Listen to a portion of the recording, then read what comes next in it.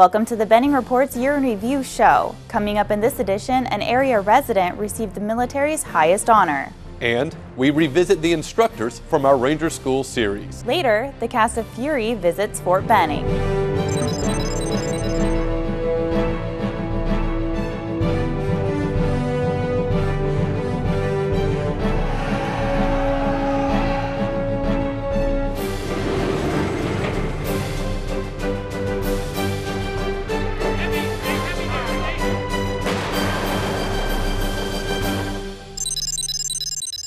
Welcome to the Benning Report as we look back at our best stories from 2014. I'm David Wright. And I'm Katie Cook with the Fort Benning Public Affairs Office. Thanks for watching. This year, Opelika resident, retired Command Sergeant Major Benny Adkins was selected to receive the Medal of Honor. In 1966, Sergeant Major Adkins distinguished himself during 4 days of battle, escape, and evasion.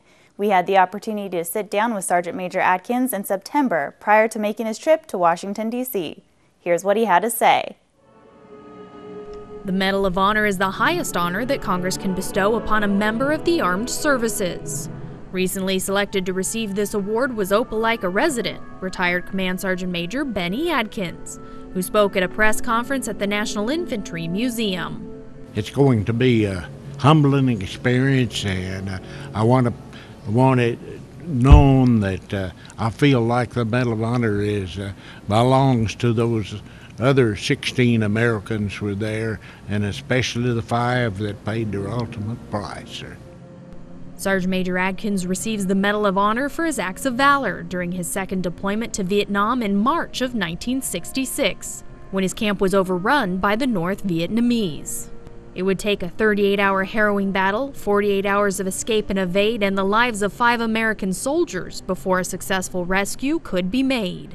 They was found by helicopter and notified by radio that they were going to come in and pick us up. Well, the helicopter come right in, and they shot the helicopter down, so it was too late and too high of altitude for another helicopter, so we had to evade again. At the National Infantry Museum, Sergeant Major Adkins was able to tour the Cold War exhibit, and outside at the Vietnam Memorial find the names of 5 fellow soldiers lost to the battle in Camp Au Chat. In front of their names, 5 red roses to signify the 5 fallen heroes. Heroes that Sergeant Major Adkins will never forget. I can tell you every man that was there, and unfortunately the 5 that lost their life, I can tell you how that happened. So, no, it diminishes, but it does not go away. As Sergeant Major Adkins prepares for his visit to Washington, he remains lighthearted and in good spirits, looking forward to his trip and even teasing about his last visit to the White House. I'm one of the only persons I know here that spilled a dessert in the White House, sir. But they'll let you back in anyway. I'm not sure. Before leaving the museum, Sergeant Major Adkins looked on at the Medal of Honor exhibit, viewing the medal he'll soon receive and the place where his picture and story will soon be displayed. Try to do better and try to do the job that I'm assigned. Melissa Bell, Fort Benning TV. No matter how much life takes away from you, you can always take what you have and rebuild. That is the inspiring message exemplified by one wounded warrior and his relentless positive attitude. Sergeant Tom Block was recently named the Army Times 2014 Soldier of the Year. Sergeant Tom Block of the 75th Ranger Regiment remembers well the October 2013 night when a mission in Afghanistan went horribly wrong. We lost 4 good friends that day. I told the man to come up and start walking towards me with his hands in the air. At that time, his buddy jumped up and ran at us and exploded. And it sent me flying 35 feet into a minefield. My worst fears were obviously that something had happened to Tom. Before I got to the helicopter, they assessed my wounds and they saw that I had lost my right eye. I had a collapsed left lung and my foot was broken. My mom assured me that as long as they said stable, that he was probably going to make it. They just ditched the crutches completely. Since then, Sergeant Block's staggering display of resiliency has inspired everyone who meets him. He is well on his way to recovery, driven by a desire to exceed everyone's expectations. Block credits his time in the Rangers for his ability to face hardships without despair. The biggest thing with my attitude is that I've had this attitude my entire life, that nothing's going to stop me from accomplishing what I want to accomplish. Seeing Tom when he first got to the hospital, you would never, ever be able to tell that he's the same guy that he is today. The attitude that I bring to the table is that no matter what has happened to you, it can always get better. Most of it's in your mind, though. If you know you can do it, you're going to find a way to do it. They'll see me as an example that, yeah, it can get bad, but you can always make the best of what you got. And that's always been our mentality. I've learned that I'm with the right man. He has no regrets for anything that has happened. I'm proud to be with him. To hear more of Sergeant Block's story, visit us online at youtube.com/BenningTV. David Wright, Fort Benning TV. Coming up next, Fort Benning officially opens the doors to a brand new era in healthcare.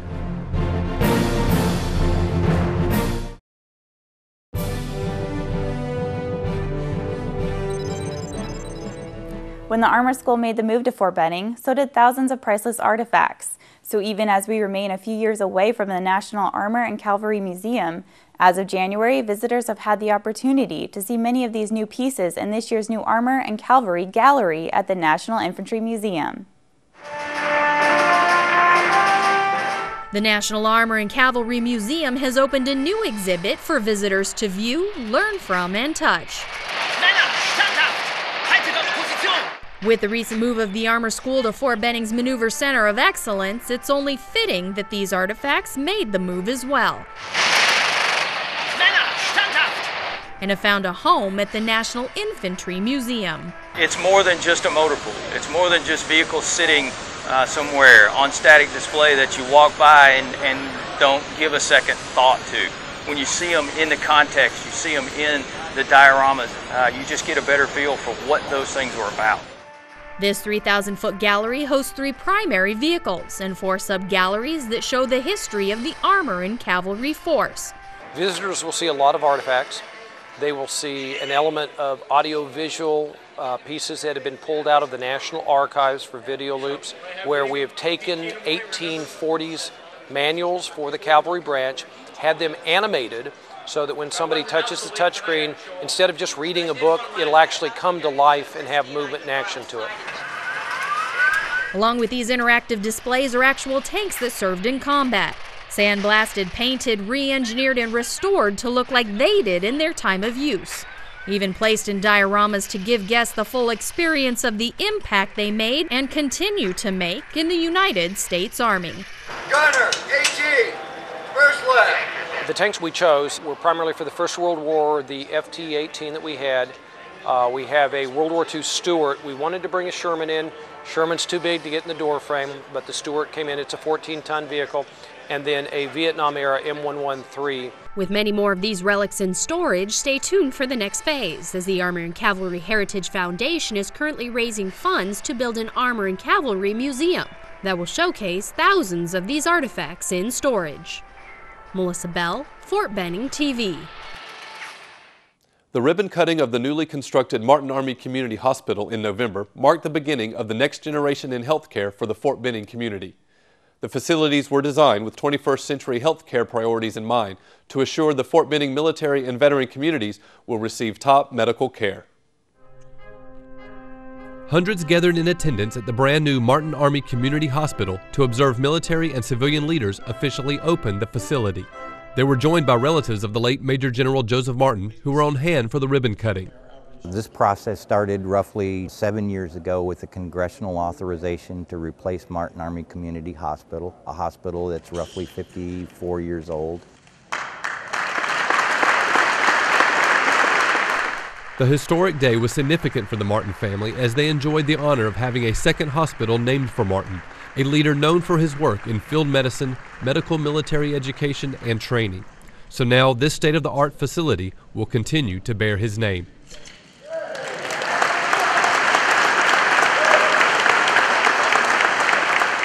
Anybody that has come in and spent any time in the new hospital is completely enthused about this facility.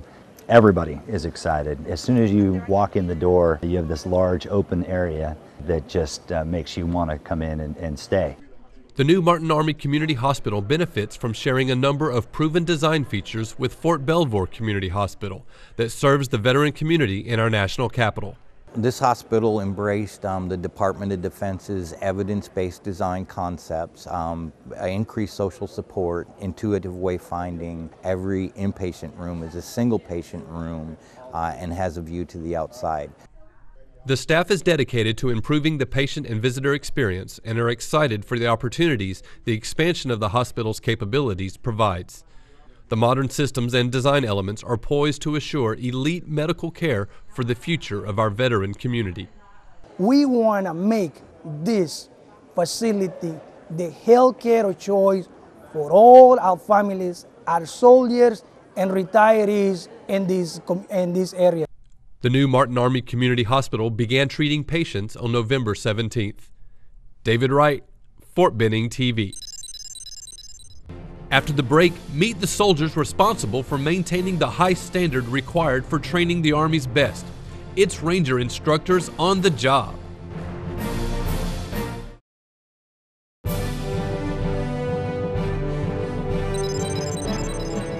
Civilian volunteers are the lifeblood of the U.S. Army, and Fort Benning is one of the very few installations set up to receive them and start them on their career path. The summer months and the first of the year always see a big swell in the number of new recruits coming in. I visited Fort Benning's Reception Battalion in August to see what happens on the very first night for those who will comprise tomorrow's Army. Hurry up, Robin, let's go! Let's go! Meet the Army's newest soldiers. These recruits have just arrived at the 30th Adjutant General Reception Battalion, and the drill sergeants waste no time instilling discipline. That is parade rest. Does everyone understand? Yes, Drill Sergeant! Well, 30th AG is one of the 4 reception battalions in the Army. We receive all the soldiers for entrance into the Army. This group is just a fraction of the 490 expected to arrive this night alone, and it is a scene repeated nearly every night of the year. It's a busy time for the 30th AG. During what they refer to as the summer surge, it is common to receive 1,000 or more new recruits every week, nearly double the rate of the rest of the year, although there is another spike immediately after the holiday break in December.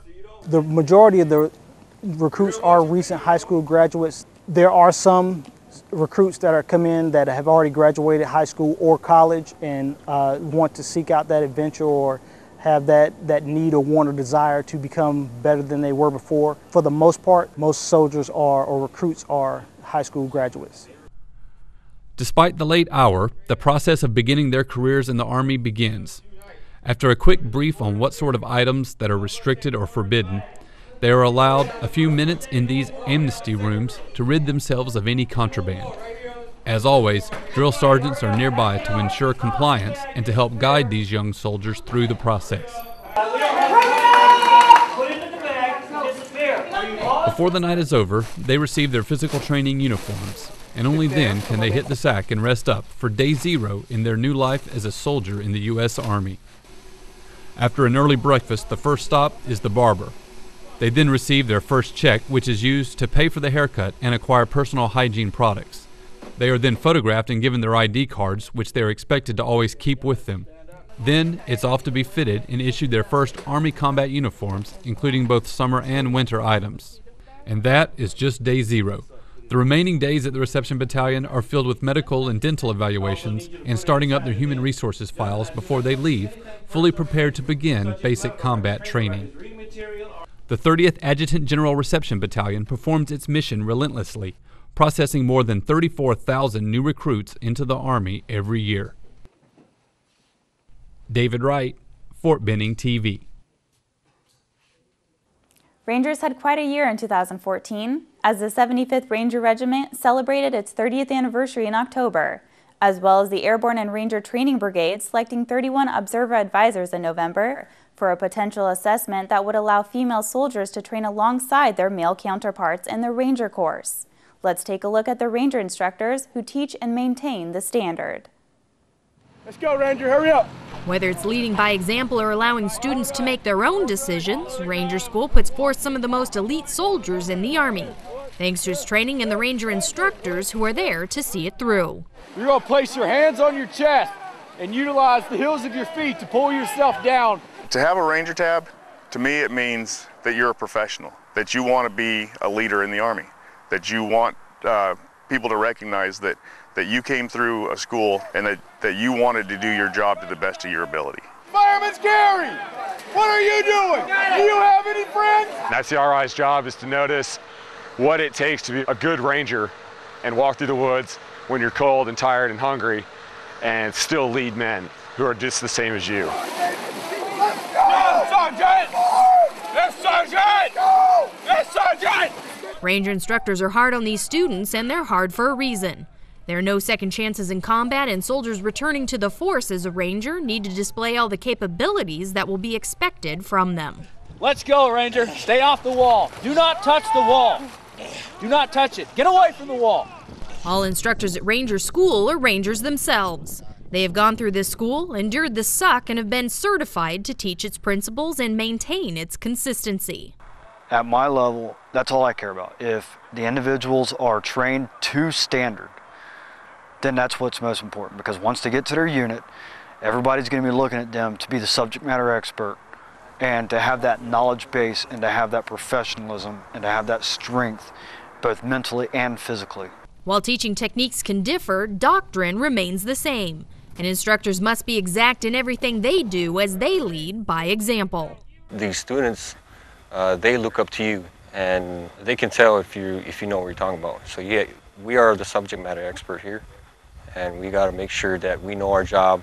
That's why it's part of the certification process. Get a little closer, Ranger. As you're looking at the shoulder down to the hip. Roger. Instructors know that what students learn here can save lives downrange.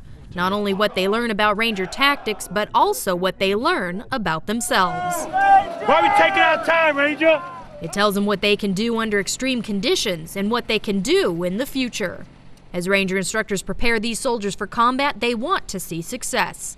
Every Ranger sent back to the force will be one more Ranger ready and willing to step up and lead the way. Melissa Bell, Fort Benning TV.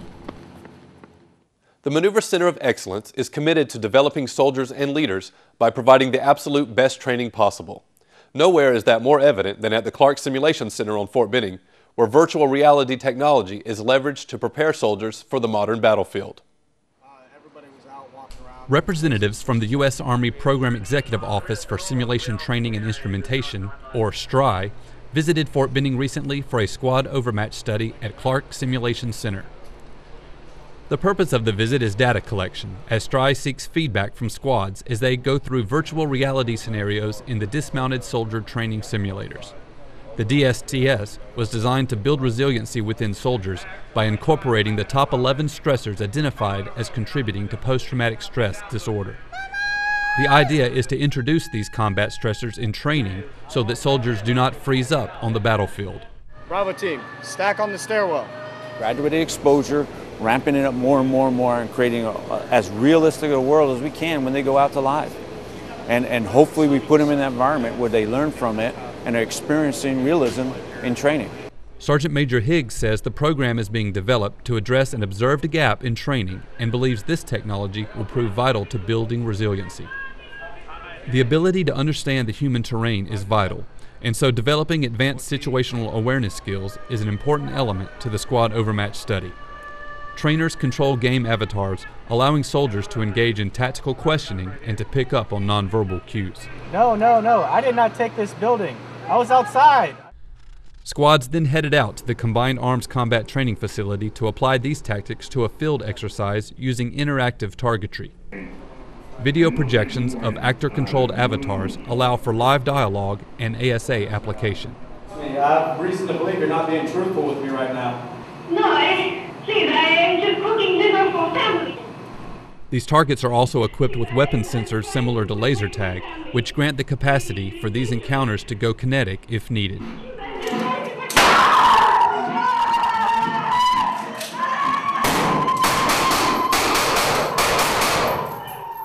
We want them to experience and apply what they're learning along the way, and we go back in AAR to make sure they understood what they're doing, and then we get their feedback. Did that help or not? Were you able to apply what you learned earlier in the education portion and what you drilled on in the drill portion to the scenario that you were in right now? STRI's mission is to apply technologies to optimize human performance by introducing stressors and realistic training, building advanced situational awareness skills and resiliency. The data they collected during this squad overmatch study will prove vital as they move forward. David Wright, Fort Benning TV. Coming up next, Hollywood is in town as Brad Pitt and his co-stars from the movie Fury pay a visit to Fort Benning for a special screening.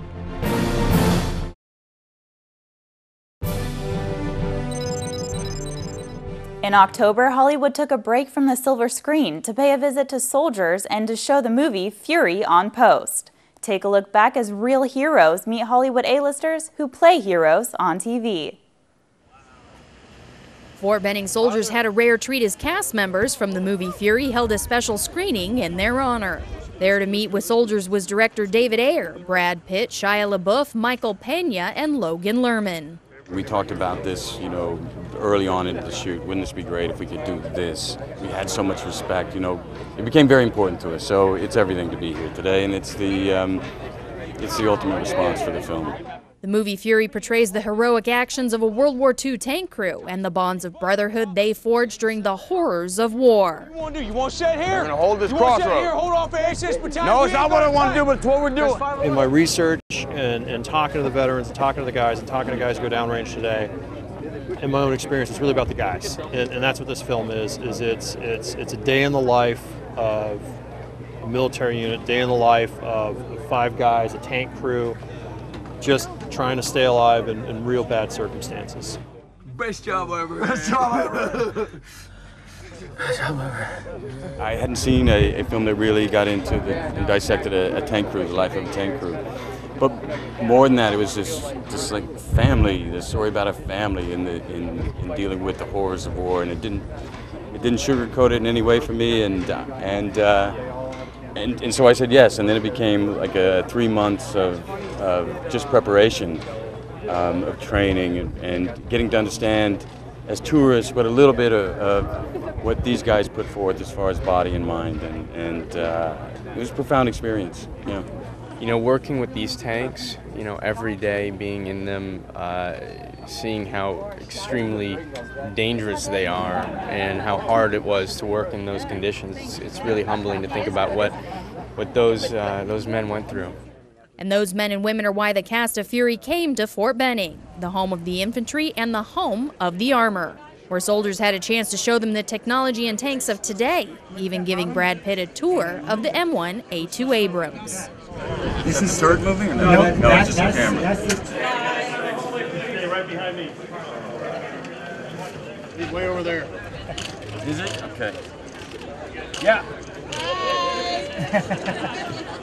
I mean, they got way more guts than we do. We just try to portray it on screen, and these guys actually, they're willing to give their lives for our country, for our freedom. Like my parents were immigrants and came to this country because of the American dream, and they're the ones keeping it strong. And it's kind of unbelievable, to be honest with you. And I'm like, you just can be nothing but thankful. And that's exactly how the soldiers felt about their visit. Grateful to capture a selfie and an autograph, a moment of time they will always remember. I just want to say thank you for coming down here and appreciating us and showing your love for us. It's nice. If I could say anything to them, thanks for coming, and thank you for taking time to talk to us and take pictures. Melissa Bell, Fort Benning TV. It's been a great year, David, full of great training and good times. That's true. And I feel especially privileged to be able to report on all the soldier and leadership development that takes place on Fort Benning and everything the installation does to reach out to the community. I know I'm looking forward to seeing everything 2015 has to offer, and I wish all of you out there a Happy New Year. Happy New Year. That will bring this edition of the Benning Report to an end. But you can watch these stories and others on youtube.com/BenningTV or at benning.army.mil. And be sure to like us on Facebook. From the Public Affairs Office, thanks for watching.